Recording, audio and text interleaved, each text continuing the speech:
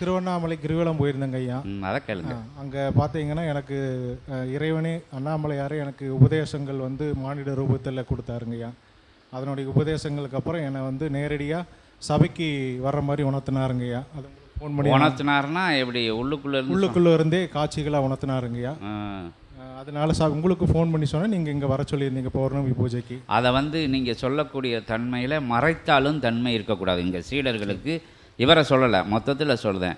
இறை சபையில் வந்து இறை சபை ஆற்றல் வந்து ஒட்டுமொத்த பிரபஞ்ச சுழிமுனை வழியாக உங்களை வந்து வழி நடத்துது. உங்களோட நீங்கள் செஞ்ச வேற்றுமாற்று நிலைகள், வேறுபட்ட மாறுபட்ட நிலைகளையெல்லாம் விலக்கி வச்சு இறை சபையின் 11,000 புண்ணியத்தை வந்து அகத்திய பெருமான் வந்து எடுத்து அதை வந்து உங்களுக்கு பிரபஞ்ச கொடிமரம் மூலமாக உங்களுக்கு பகிர்ந்து உங்களோட மூலாதாரத்திலிருந்து உங்கள் உயிர் ஆற்றலில் மேலே எழுப்பதுக்கு தடையாக இருந்த விஷயங்களுக்கெல்லாம் அந்த புண்ணியத்தை பகிர்ந்து உங்களுக்கு மேலே சுழிமுனைக்கு வர வச்சு இந்த பிரபஞ்ச ஆற்றலை உங்களுக்கு பகிர்ந்து அந்த உயர் பேராற்றலில் உங்களுக்கு காட்சிகள், அனுகிரகங்கள், உங்களுக்கு வழிகாட்டுதல் நடந்துக்கிட்டு இருக்குது. அந்த விஷயங்களில் மறைத்தாலும் தன்மை கூடாது. நான் உட்கார்ந்தேன், நான் தவம் இருந்தேன், எனக்கு நான் முதல்ல சபைக்கு வர்றதுக்கு முன்னாடி அது தெரியும் இது தெரியும், எங்கள் தாத்தா இருந்தார், எங்கள் முப்பாட்டம் இருந்தார் அப்படின்லாம் கதை சொல்லக்கூடாது. ஏன்னா மறைச்சாலும் போது சபையோட ஆற்றல், சபையோட தன்மையை நீங்கள் மறைத்தாலும் தன்மை கொடுக்கக்கூடாது. இயல்பில் நடந்தால் அதை நீங்கள் சொல்லிக்கோங்க. ஆனால் தவத்தில் நடந்த விஷயங்களை மறைக்கக்கூடாது. அது வந்து என்னது, சபைக்கு, சித்தனுக்கு, சிவத்திற்கு நீங்கள் செய்யக்கூடிய அந்த வார்த்தையை நாங்கள் சொல்லக்கூடாது. என்ன அப்போ அப்படி இருக்கையில் அனுகிரகங்கள் வந்து தடைப்படுத்தப்படும். காட்சிகளை கொடுத்து பார்ப்பாங்க, அனுகிரகங்களை கொடுத்து பார்க்காங்க. இன்றைக்கி வார்த்தை வந்துருச்சு, அதனால் நான் சொல்லுவேன். இன்றைக்கி வந்து சிவபெருமானம் அகத்திய பெருமானம் சொல்லிட்டாங்க. சிவசபையில் வாங்கினதை சொல்லிடணும். சொன்னாதான் அது 4 பேருக்கு தெரியும், அது புண்ணியமாக மாறும். மறைச்சி வச்சுக்கிட்டு எனக்கு நான் அப்படி தலைகீழ தொங்குனேன், பூமிக்குள்ளேருந்து தவம் இருந்தேன் அப்படிங்கிற மாற்று வேற்று நிலைகளுக்குள்ளே யாரும் போகக்கூடாது.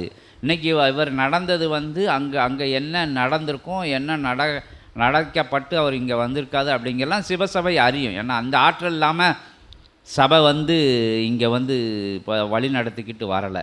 ஏன்னா அங்கே நடக்கக்கூடிய காட்சிகளை எல்லாம் அப்பட்டமாக சொல்லணும். இங்கே வந்து சபையில் வந்து அகத்திய பெருமான் முன்னாடி சொல்லணும். அவங்க தான் உயர் சூட்சமதாரிகள். என்ன இவங்களை வச்சு சொல்லலை, இந்த நேரத்தில் அது ஞாபகம் வந்தது, அதனால் சொல்லுதோம். எங்கே போய் தெரிஞ்சாலும் சித்தனோட காட்சி, சிவசபையோட காட்சி, ஆலயங்களில் இருக்கக்கூடிய அந்த 2 விழிகளோட அனுகிரகம் கொடுக்கக்கூடிய நிலைகள், இதெல்லாம் வந்து பகிரணும். கலந்த அசரீரி வாக்கு, நடந்த நன்மைகள், சபைக்கு வந்துட்டு போன பிறகு நடந்த உயர்வான விஷயங்கள், தடைபட்டு இருந்த விஷயங்கள், நடந்த விஷயங்கள், அதிக காலங்களாக தடைபட்டு இருந்த விஷயங்கள், சபைக்கு வந்தவுடனே நிகழ்ந்தேறிய விஷயங்கள், இதையெல்லாம் கட்டாயம் சபையோட திருவடியில் சமர்ப்பணம் பண்ணும்போது தான் அடுத்த கட்ட நிகழ்வுக்கு உங்களை அழைச்சிக்கிட்டு போகிறாங்க.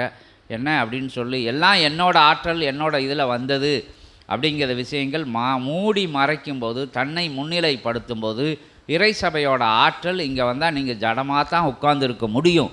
உங்களுக்குள்ளே இங்கே புண்ணியம் பகுறதுக்கு கணங்கள் ஒத்துக்கிடாது. அகத்திய பெருமான் ஒத்துக்கிட்டாலும், சிவபெருமான் ஒத்துக்கிட்டாலும், வாழை சித்தன்கிற ஒரு சூட்சம ஆற்றல் ஒத்துக்கிட்டாலும், இங்கே விஸ்வாமித்தர், பாம்பாட்டி சித்தர், வேறு ஆட்கள்லாம் இங்கே இருக்காங்க. இங்கே நந்தி கணங்கள் இருக்குது, கண்கொத்தி பாம்பாக பார்க்கக்கூடிய கருட பகவான் இருக்கார்.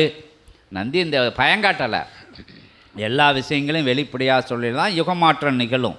ஒவ்வொரு விஷயமும் உங்களுக்கு ஏன் வந்து உங்களோட வினை நிலைகளெல்லாம் அகற்றி வச்சு புண்ணிய நிலைகளை பெருக்கி உங்களுக்கு சிவசபையோட காட்சிகளையும் அனுகிரகங்களையும் காரிய வெற்றிகளையும் இடைப்படாது கொடுத்தா அதற்கு நன்றியாக உங்களை ஒன்றும் செய்ய சொல்ல, எங்களுக்கு சபையில் இருந்து நிகழ்ந்ததுன்னு சொன்னால் போதும்.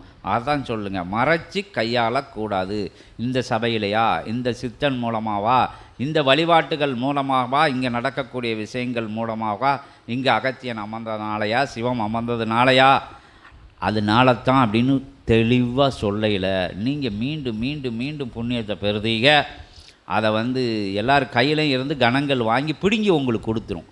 இவன் நல்லவன்டா, இவன்லாம் உள்ளதை சொல்லிட்டான் அப்படின்னு நினச்சி எல்லாரும் பிடுங்கி அற்புதமான பரிசை உங்களுக்கு காத்துக்கிட்டு இருக்கு.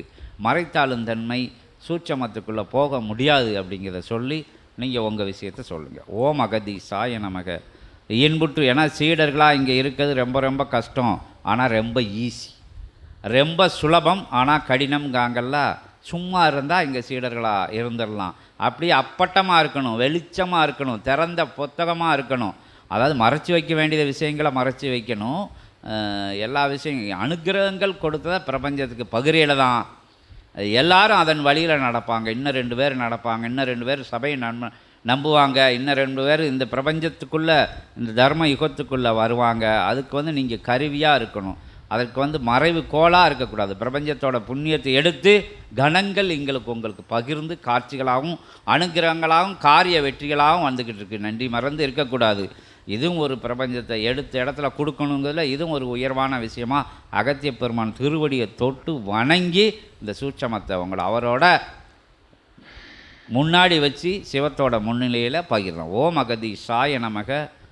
நன்மையை செய்யுங்கள், நல்லதை நினைங்கள், நல்ல வழியில் பயணப்படுங்கள், அனைத்தும் நன்மையாக நடக்கும் அப்படிங்கிறத மீண்டும் மீண்டும் முதியோர் வாக்க, மூத்தோர் வாக்க, இறை வாக்க உங்களுக்கு சமர்ப்பணம் பண்ணி தான் இறை சபை அதன் மேலே பயணப்பட்டுக்கிட்டு இருக்கிறதையும் சொல்லிக்கிறோம். இன்புற்று வாழ்க.